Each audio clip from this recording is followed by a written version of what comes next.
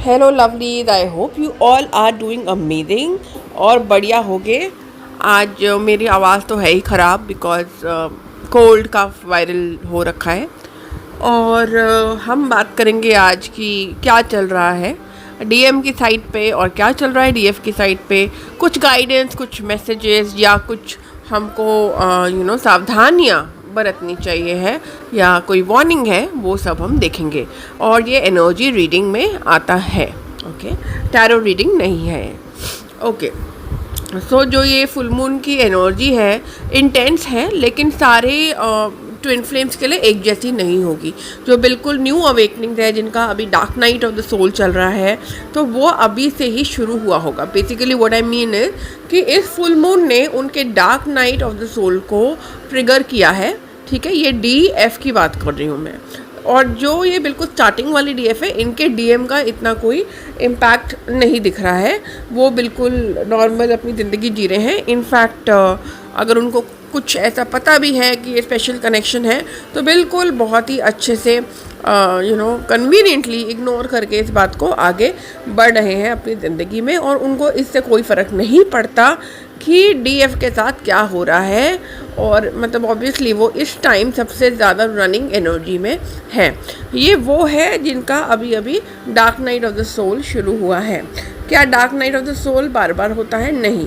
Dark night of the soul जो extreme low level of darkness feel होती है, जिसमें कि आपको लगता है आप डूम हो गए और उसके अलावा आपके पास अब कुछ है नहीं। मतलब उसके अलावा, मतलब डीएम के अलावा कि आपके पास कुछ है नहीं। और जब वो आपको इग्नोर करने लग जाते हैं तो आपको और भी ज़्यादा तकलीफ़ होती है।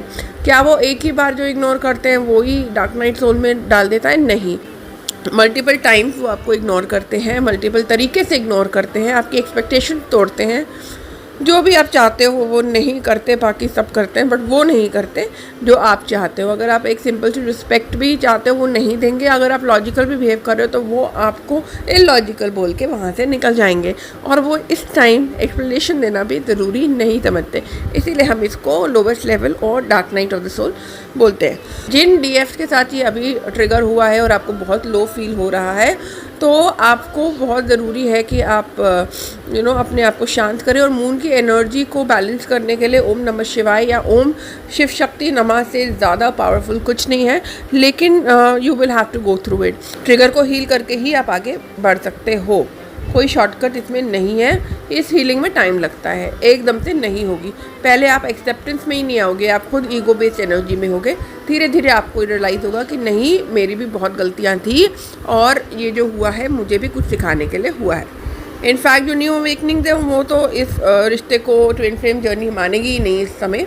वो बोलेंगे कि what ever, I don't care, और मुझे कोई फ़र्क नहीं पड़ता, जो है वो है, जो नहीं है आई डोंट केयर। मतलब उनको लगता है कि उनकी लाइफ एकदम बढ़िया है और उनको और किसी चीज़ की ज़रूरत नहीं है।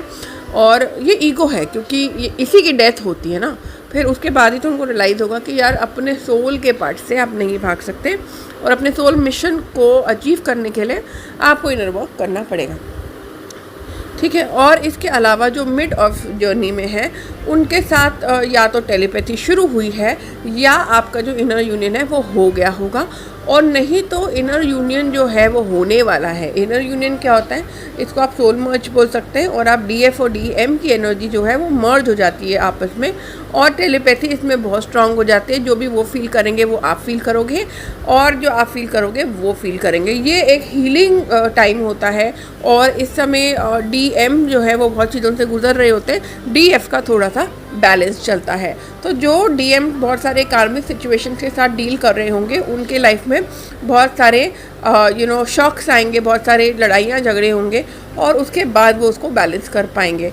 अगर आप डीएफ है तो आपकी लाइफ में इतना ज़्यादा कुछ नहीं होगा, लेकिन हल्का हल्का हो सकता है कि आप इरिटेट हो जाओ, फ्रस्ट्रेट हो जाओ, क्योंकि अब आप इनर यूनियन में हो और आप उनकी एनर्जीज़ को बिल्कुल मिरर करोगे। ठीक है। इस टाइम हो सकता है कि आप लोग बिल्कुल कनेक्टेड हो, यानी कि टेलीपैथी बहुत स्ट्रांग हो, या हो सकता है कि भगवान ने आप लोगों को बिल्कुल डिटैच करके रखा है। ठीक है। और थर्ड कैटेगरी आती है जो मैं बोलूँगी कि last phase of the journey में है। उनके साथ जो अभी हो रहा है वो ये हो रहा है कि उनकी टेलीपैथी तो स्ट्रांग थी ही, इनर यूनियन तो हो ही चुका था, लेकिन जो DM है ना, वो इनर वर्क कर रहे हैं, वो अपने आप को अवेकन करने की कोशिश कर रहे हैं और एक बहुत ही प्यारा सा बैलेंस आ रहा है। इन लोगों को बहुत सारे साइंस ऑफ मैरिज दिख सकते हैं, इन लोगों को बहुत सारे साइंस ऑफ परमानेंट यूनियन दिख सकते हैं, जिसमें 369 और इस कैटेगरी के सारे नंबर्स आते हैं। और साथ में रिंग, लहंगा, ये सब जो भी शादी के रिलेटेड होता है वो आपको दिख सकता है। परमानेंट यूनियन के साइंस जैसे होते हैं वो आपको दिख सकता है। और क्योंकि आपके DM यहाँ पे अवेकन हो चुके हैं और भी अपना इनर वर्क कर रहे हैं ताकि आपके लेवल पे आके रिलेशनशिप को बैलेंस कर सकें, तो इसमें आपको डेथ होते हुए दिखेगी, आपको न्यू बॉर्न चिल्ड्रन दिखेंगे, आपको सपने में भी आ सकता है कि जो DM है वो यानी कि गिर गए हैं, मर गए हैं, ऐसा आ सकता है।